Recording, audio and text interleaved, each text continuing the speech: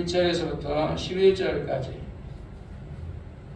마가복음 1장 1절에서부터 하나님의 아들 예수 그리스도의 복음의 시작이라. 선지자 이사야의 글에 보라 내가 네 사자를 내 앞에 보내노니 저가 내 길을 예비하리라. 광야에 외치는 자의 소리가 있어 가로되 너희는 주의 길을 예비하라. 그의 첩경을 평탄케 하라. 기록된 것과 같이 침례 요한이 이르러 광야에서 죄 사함을 받게 하는 회개의 침례를 전파하니 온 유대 지방과 예루살렘 사람이 다 나아가 자기 죄를 잡아가고 요단강에서 그에게 침례를 받더라. 요한은 약대 털옷을 입고 허리에 가죽띠를 띠고 메뚜기와 석청을 먹더라. 그가 전파하여 가로되 나보다 능력 많으신 이가 내 뒤에 오시나니 나는 굽혀 그의 신들매를 풀기도 감당치 못하겠노라. 나는 너희로 물로 침례를 주거니와 그는 성령으로 너희에게 침례를 주시리라. 그때에 예수께서 갈릴리 나사렛에서부터 와서 요단강에서 요한에게 침례를 받으시고 온 물에서 올라오실새 하늘의 갈라짐과 성령이 비둘기같이 자기에게 내려오심을 보시더니 하늘로서 소리가 나시기를 너는 내 사랑하는 아들이라 내가 너를 기뻐하노라 하시니라. 아멘.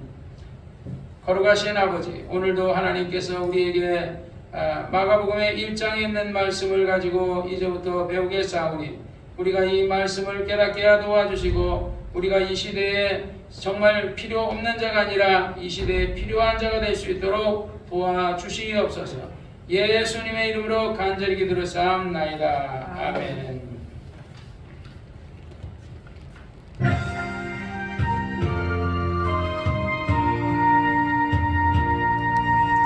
사랑하는 자여 내 영혼이 잘됨같이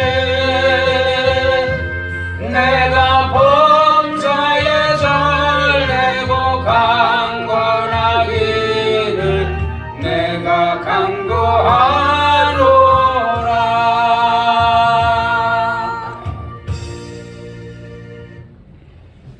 오늘부터는 마가복음 우리 1장부터 우리 마가복음을 또 배우도록 하겠습니다. 마가복음 1장에 보면 하나님의 아들 예수 그리스도의 복음의 시작이라 그러면서 이제 마가가 이제 이 서신을 기록을 했습니다. 이 마가는 예수님의 12제자가 아니에요. 나중에 이제 예수님의 제자가 됐는데 처음에는 그 예수님의 12제자들처럼 그렇게 훌륭한 어떤 믿음을 가진 사람이 아니었어요. 마가라는 말은 이 말은 그 유대식 이름이 아니고 이 유대식 이름은 요한이에요. 이 사람의 이름은 요한이에요. 요한이면서 마가는 헬라식 이름이에요. 로마 사람 그 헬라식 이름으로서 헬라식 이름으로는 마가. 우리 딸 이름이 구혜선인데 미국에서는 써니라 그러더라고요. 써니. 그러듯이 이름을 우리가 미국에 가면 우리가 미국에 안 가니까 미국 이름을 우리가 짓지 않거든요. 근데 만약에 미국을 가려고 그러면 구기서라는 이름으로 가는 게 아니라 이 이름을 어떤 이름을 줘야 돼요. 그래서 외국에 뭐 예를 들어서 버나드라는 사람이 있다. 그럼 그 사람이 우리나라 오면은 그 버나드라는 이름으로 이렇게 또 할 수도 있겠지만 다른 이름, 우리 한국식으로 뭐 예를 들어서 박씨든 뭐 김씨든 뭐 이런 식으로 이름을 또 줘요. 그래가지고 그 사람들이 그렇게 하는 것을 봤습니다. 이제 마가라는 말은 뜻은 이제 여호와는 은혜로우시다 그런 뜻이에요. 마가의 뜻은요. 그래서 마가가 우리 마가 그러면 생각나는 게 있죠. 마가의 다락방. 예수님이 너희는 예루살렘을 떠나지 말고 아버지의 약속하신 성령을 기다려 그럴 때 마가의 다락방에 몇 명이 모였어요. 맨 처음에 500명이 모였어요. 500명. 근데 500명이 기도하다가 이제 다 가고 380명은 집에 가고 120명이 남아서 그들이 계속 오순절 마가의 성령을 보내주시옵소서 기도했죠. 그러니까 마가의 다락방이 얼마나 크다는 거예요.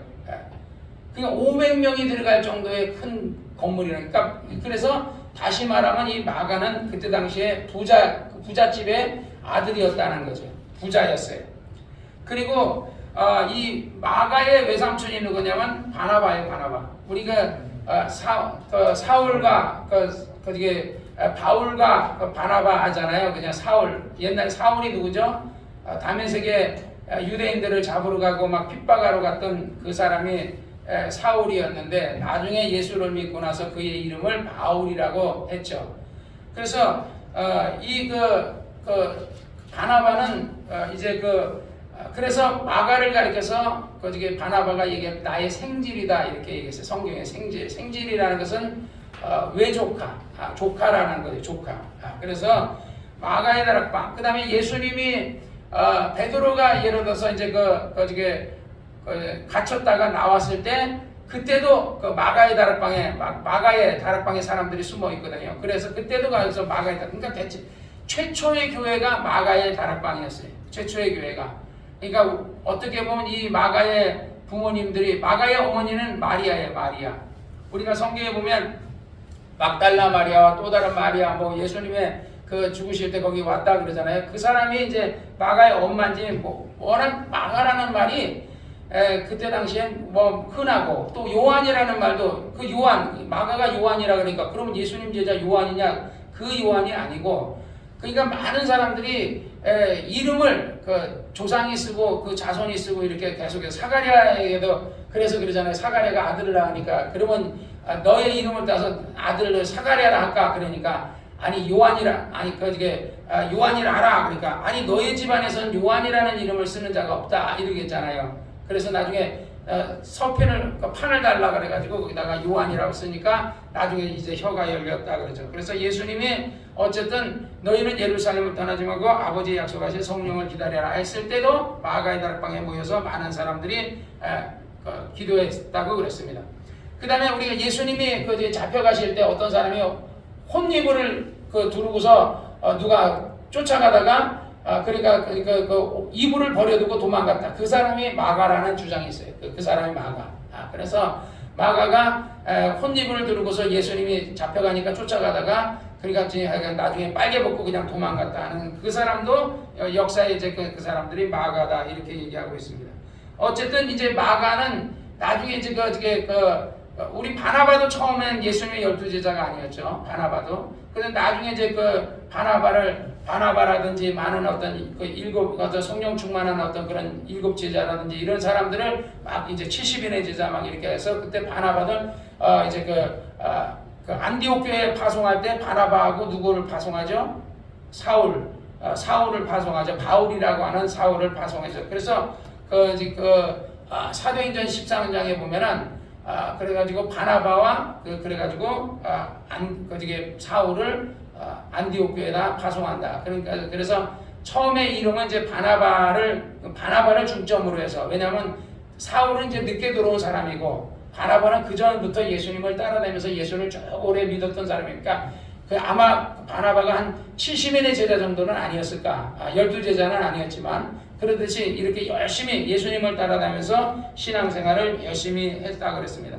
그래서 사도행전 13장에 보면 안디옥 교회의 선지자들과 교사들이 있으니 곧 바나바와 니게르라 하는 시므온과 구레네 사람 누기오와 분봉왕 헤롯의 젖동생 마난과 그 다음에 사울이라. 주를 섬겨 금식할 때 성령이 가라사대 내가 불러 시키는 일을 위하여 바나바와 사울을 따로 세우라. 이에 금식하고 기도하며 두 사람에게 안수하여 보내니라.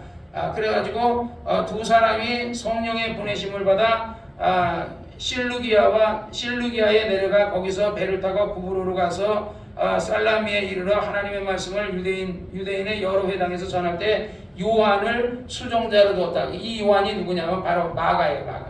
그래서 요한을 그러니까 바나바가 마가를 자기 조카니까 우리가 외조카가 누구야? 우리가 정기성 목사 저번 주일날 사회 보던 사람이 정기성 목사가 저희 외조카고 그러니까 그거와 같아. 내가 외삼촌이고 우리 정기성 목사가 외조카인 것처럼 바나바가 그러니까 이 마가는 바나바의 누이의 아들이에요. 누이의 아들.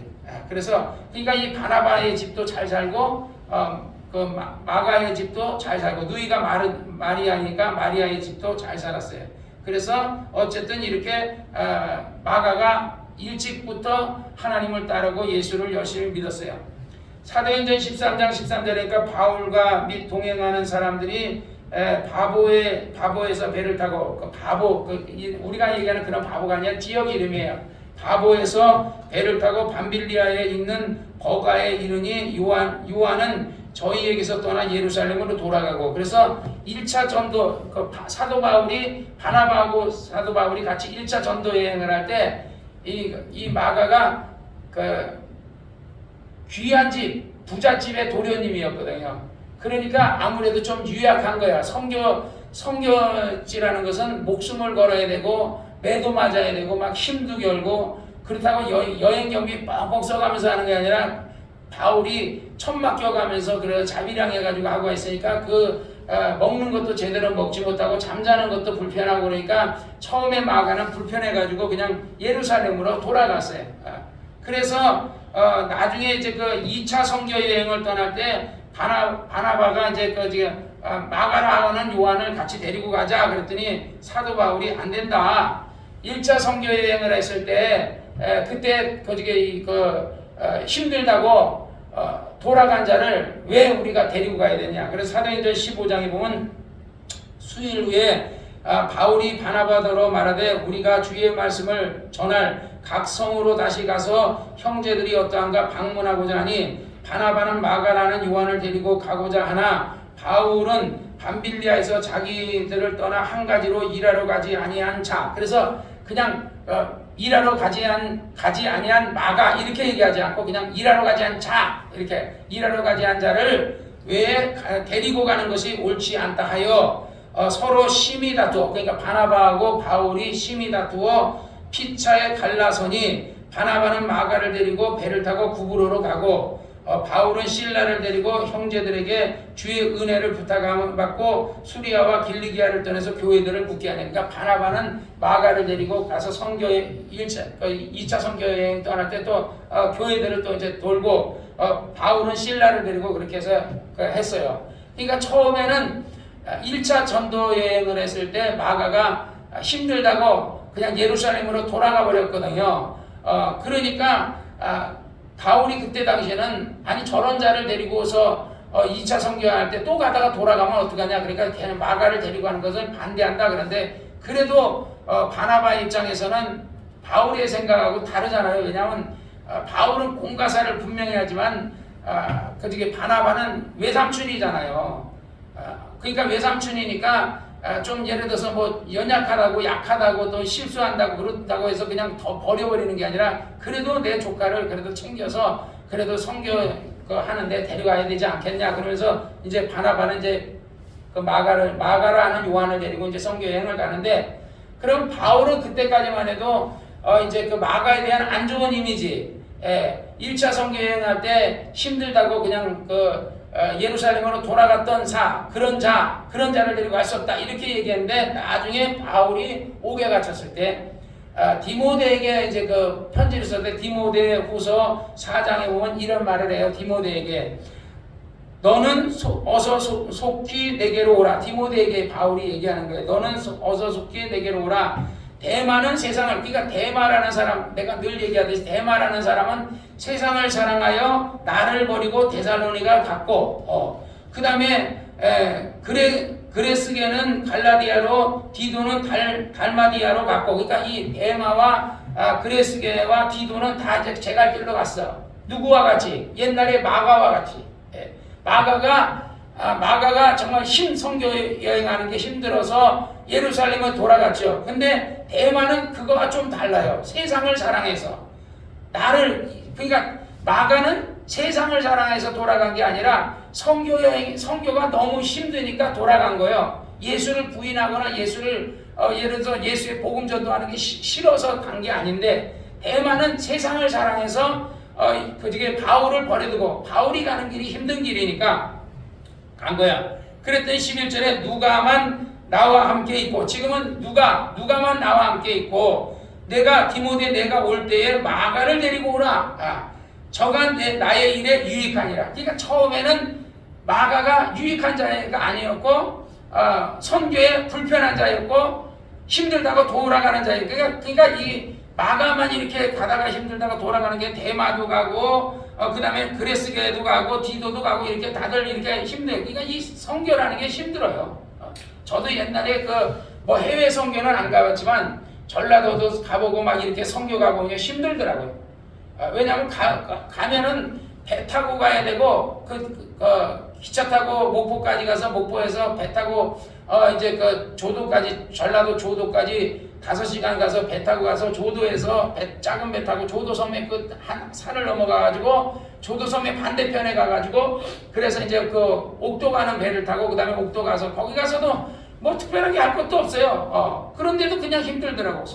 선교지 그렇게 갔다 오는 것도 힘들다고. 근데 내가 그냥 이렇게 지금같이 자유로운 시대 때 이렇게 선교하는 것도 힘든데 그때 당시에는 예수 믿는 사람 막 죽여버리고 막 이럴 때 아니면 핍박하고 때리고 막 이럴 거 아닙니까? 그러니 그때 당시 그 다음에 배편도 오늘날처럼 이렇게 좋지 않았을 거 아니에요. 그죠? 그런 무역선 같은 거 이제 그냥 진짜 뭐 도 딸린 배 타고 다녔으니까 멀미도 많이 했을 거고 그러듯이 어쨌든 많은 사람들이 바울을 처음에는 예수 믿고 막 이렇게 하다가 어떤 사람은 세상을 살아 지금도 그렇잖아요. 우리 예수 믿다가 세상을 살아가는 어떻게 우리 체인길이는 세상을 살아가 세상으로 돌아가고 그죠? 그러게 돌아가는 사람도 있고 어떤 사람 힘들어서 또 떠나는 사람도 있고 그러듯이 어쨌든지 우리가 신앙생활이 힘들겠지만 성경이 뭐라 그래요? 끝까지 견디는 자는 구원을 얻으리라는 것처럼 여러분들이 신앙생활을 끝까지 견디시기를 주의 이름으로 축원하며 그리고 이 마가가 나중에 얼마나 또 훌륭한 일을 하냐면 베드로전서 5장에 보면 13절에 함께 택하심을 받은 바벨론에 있는 교회가 너희에게 문안하고 내 아들 마가에게도 문안해라 그러거든요. 그러니까 마가가 옛날까지 다시 말하면 이 베드로의 마가가 부잣집 도련님이었다 그랬잖아요. 마가의 다락방을 할 때는 아주 큰 대저택에 아주 부잣집 500명이 들어갈 정도의 다락방이 얼마나 큰 부자였겠어요. 그죠?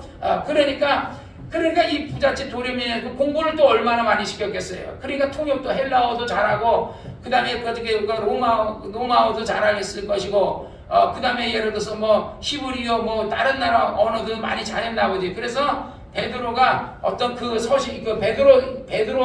서신을 쓸 때 마가에게 부탁했다 그렇게 했다는 그런 설도 있더라고요. 그러니까 어쨌든 베드로의 통역관이 마가였다라는 얘기가 있어요. 그래서 베드로가 말하기를 베드로전서에 내 아들 마가 이렇게 얘기하는 거 보면 나중에는 바울도 저는 나에게 유익하다. 저는 나의 일에 아주 유익하다 이렇게 얘기해. 처음에는 안 그랬지만 나중에 두고 보니까 마가라는 애가 참 힘드니까 버리고 진짜 이렇게 가기도 했지만 그렇다고 해서 예수 포기한 게 아니라 거기 가서도 열심히 하고 그 뒤에도 더 열심히 하고 또 바나바 따라가가지고 선교하면서 열심히 하고 그런 걸 보니까 나중에 얘기를 듣고 하니까 마가에 대한 어떤 사도 바울도 그런 어떤 선입견을 버리고 그래서 저는 내게 유익하다.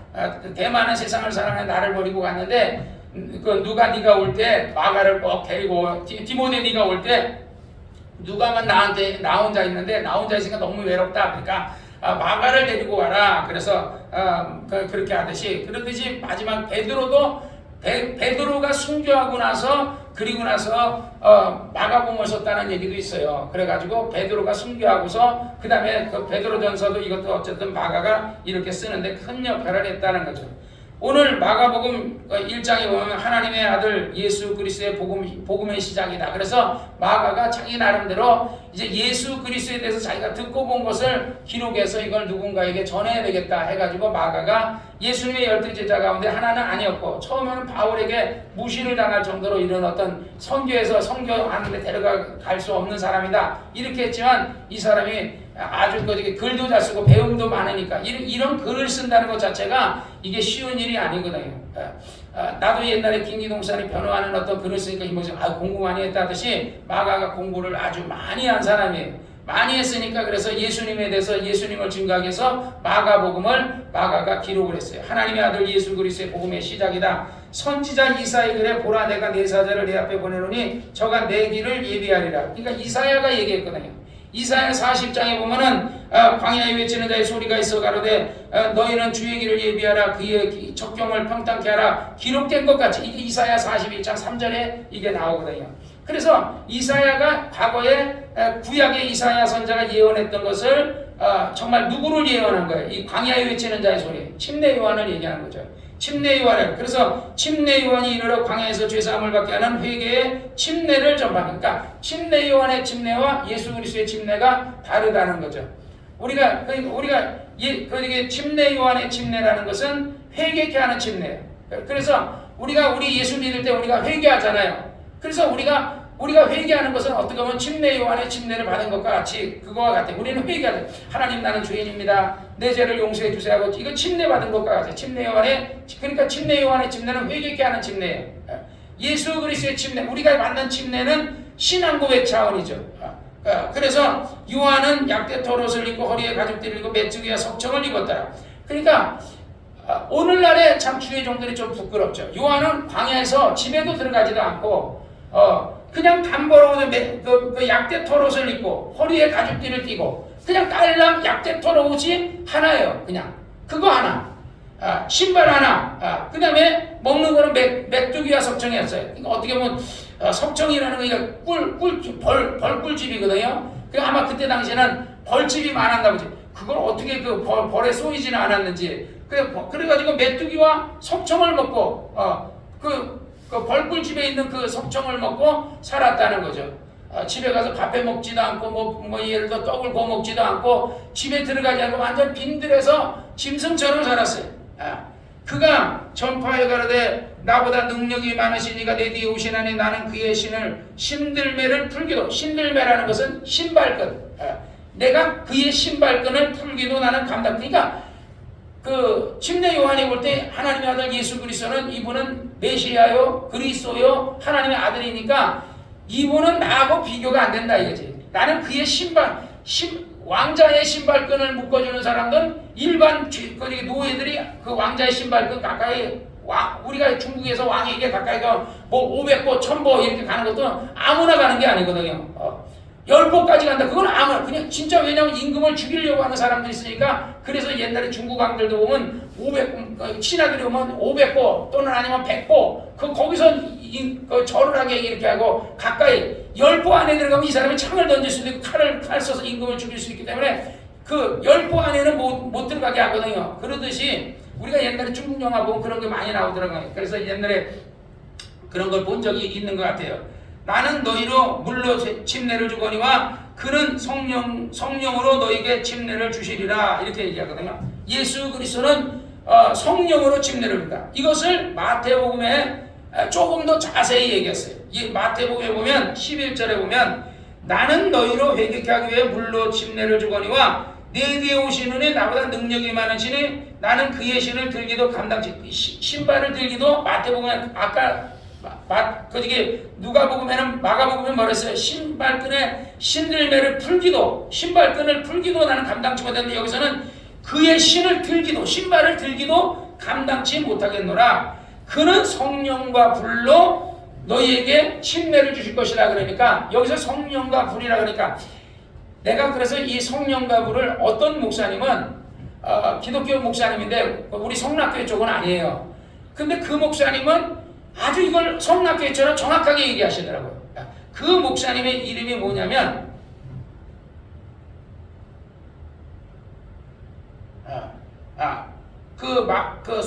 송태근 목사님이라는 분이에요. 이 장로교 목사님 같아요. CBS에서 마가복음을 강의한다 그래서 내가 한번 들어봤거든요. 송태근 목사님이라는 분을 들어봤는데 이 목사님은 내가 주장하는 거고 내가 주장하고 우리 성락교회가 주장하는 거와 똑같이 주장하시더라고요. 오늘날 한국교회는 만약 성령과 불로 침례를 받는다 그러면 뭐라 그래요? 성령의 불이라 그래요. 그래서 네이버에 대고 성령과 불을 딱 치잖아요. 전부 다 성령의 불을 받으라 이렇게 다 나와요. 송태근 목사님처럼 얘기하는 사람이 단 한 명도 없어. 다 성령의 불. 오살리 금식기도원의 어느 그 목사님이 그분도 성령의 불을 받아라. 그 성령과 불은 성령의 불이다 이렇게 설명하거든요. 성령의 불. 성령의 불이 아니에요. 그래서 우리가 이거를 성경을 내가 전에도 내가 이걸 설교했었는데 성령과 불로 너에게 침례를 주실 것이라. 그 다음에 12절이 중요한 거예요. 손에 키를 들고 자기 타장의 마당을 정하게 하사 알고 공모와 곳간에 들이고 죽정이는 꺼지 않는 불에 태우시라. 자, 성령이라는 것은 누가 받는 거죠? 성령은 회개하고 예수 믿는 사람이 받는 거예요. 세상 사람은 성령을 못 받아요.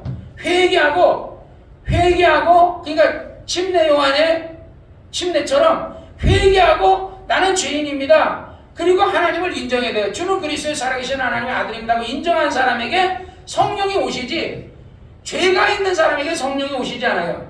그러니까 성령을 받은 사람은 어디에? 알곡이죠. 그래서 마지막 때 알곡과 축정회를 가른다 그러잖아요. 그 다음에 등과 기름을 가진 처녀, 지혜로운 처녀는 등과 기름을 가졌고 미련한 처녀는 등만 가지고 있다가 예수님 혼인잔치에 그 등불이 꺼져가니까 나중에 붙일 기름이 없어가지고 그 혼인잔치에 못 들어가고 문득여서 하니까 나는 너를 모른다 그런다 그러잖아요. 그러니까 알곡은 어디에 들어간다? 알곡은 곳간에 들어간다. 축정이는 어디에 들어간다? 미련한 다섯은 불에 들어간다. 그러니까 불에 들어간다. 축정이는 꺼지지 않는 불에 태우시리라. 그러니까 여기서 딱 정확하게 예수님이 오시면 예수님이 주시는 침례라는 것은 성령과 불의 침례인데, 성령의 침례는 구원받은 사람은 이 사람들은 알곡으로서 하나님의 나라 들어가게 해주시는 사람들이고, 불이라는 것은 저주받은 사람으로서 쭉정이와 같은 사람들은 그 사람들은 나중에 지옥불에 집어넣는다. 그것을 얘기하는데 송태근 목사님이 내가 얘기했던 것을 그분이 난 여지까지 내가 보면서 그렇게 얘기하는 사람을 본 적이 별로 없어요. 근데 이분은 아마 장로교 목사님인 것 같은데 이분이 아주 정확하게, 왜냐 성령과 불이에요. 성령의 불이 아니에요. 성령과 불로. 그래서 우리 그러면서 이분이 설명할 때 뭐라 그러냐면, 그래서 내가 출애굽기 14장에 보니까 21절에 모세가 바다 위로 손을 내밀어 여호와께서 큰 동풍으로 밤새 바닷물을 물러가게 하시니 물이 갈라져 바다가 마른 땅이 된지라. 이스라엘 자손이 바다 가운데 육지를 향하고 물은 그들의 좌우에 뭐가 됐냐? 벽이 됐다 그래. 물이 그들의 좌우에 벽이 되니 애굽 사람들과 바로의 말들과 병거들과 그 마병들이 다 그 뒤를 쫓아 바다 가운데로 들어오는지라. 새벽에 여호와께서 구름 기둥 가운데서 애굽 군대를 보시고 그 군대를 어지럽게 하시며 그 병거 바퀴를 벗겨서 달리기에, 그러니까 그 홍해 바다로 들어왔는데 그 바퀴가 막 빠져버리는 거예요. 그러니까 바퀴가 벗겨져서 달리기에 극난하게 된다.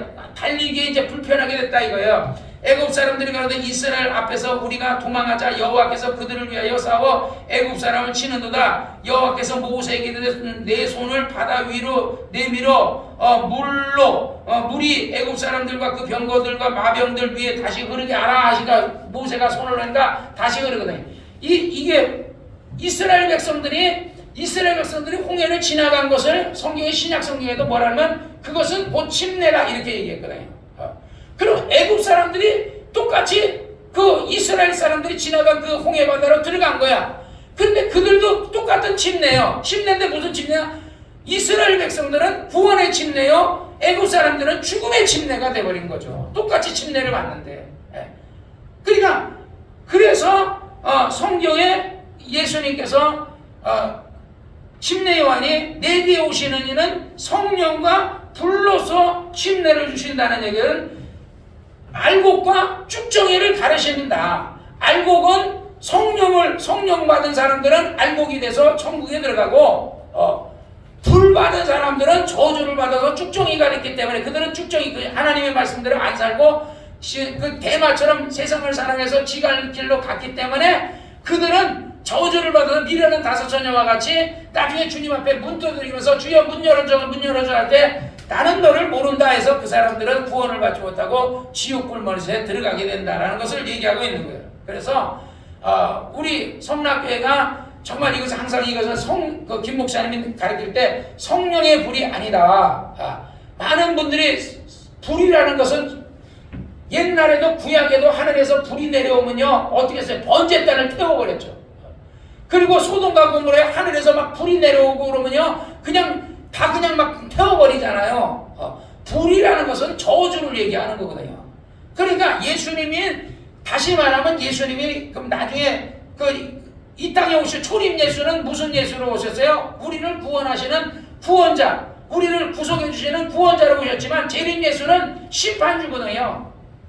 믿는 사람은 알곡으로 거두어서 그들은 하나님의 나라 천국에 들어가게 해주시고, 믿지 않는 사람들은 그들을 또한 거두어서 그들은 쭉정이와 같이 꺼지지 않는 불에, 지옥불에 집어넣는다. 그렇게 예수님, 그러기 위해서 예수님이 두 번째 다시 오신다. 첫 번째 오셨던 것처럼, 초림 예수로 오셨던 것처럼 두 번째 예수님께서 다시 오실 것이다 하고 얘기하는 거다. 그래서 예수님이 다시 오실 때는 알곡과 쭉정이를 가른다. 알곡과 쭉정이를 가른다. 그러니까 우리가 신앙생활을 어떻게 해야 되겠어요? 우리가 열심히 해야 되겠죠. 그래서 성경에 말하기 말세에 모이기를 배하는 어떤 자의 습관을 쫓지 말고 그날에 대해서 열심히 신앙생활하자. 대마처럼 세상을 사랑해 돌아가지도 말고, 또 마가처럼 힘들어서 돌아갈 수는 있지만 빨리 마가는 예수를 부인한 게 아니거든요.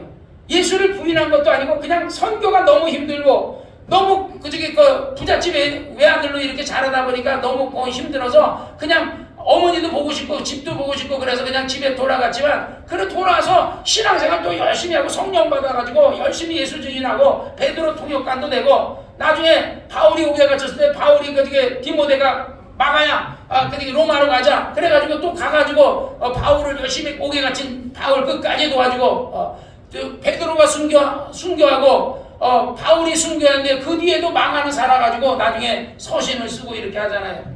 그래서 오늘 이때 그래서 마태복음 3장에 보면 이때 예수께서 갈릴리와 요단강에 이르러 요한에게 침례를 받으려 하신데, 요한이 말려가는 내가 당신에게 침례를 받아야 돼 당신 내게로 오시나이까? 예수께서 대답하시되 이제 허락하라. 우리가 이같이 하여 모든 의를 이루는 것이 합당하니라 하신데 요한이 허락하는지라. 그러니까 마가복음에서는 이렇게 자세히 얘기하지 않았어요.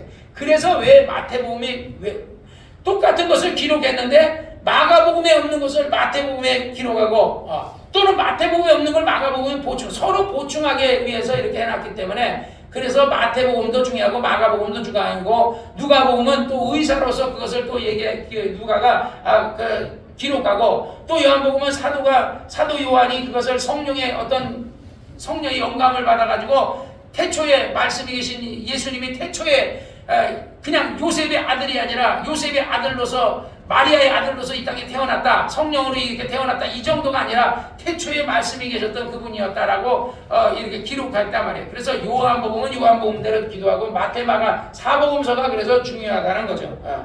이거 외에도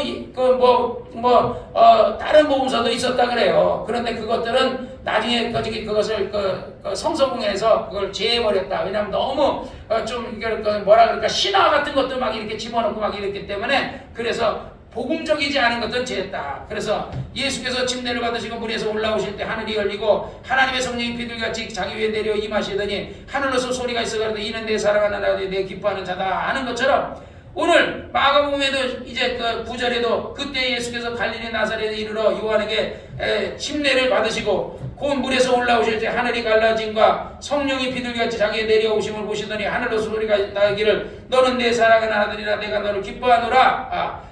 그래서 하나님께서 마가복음에도 마태복음에도 이는 내 사랑하는 아들이 내 기뻐하는 자다 하고 예수님이 증거하고 나서 이것이 정리가 되는 겁니다.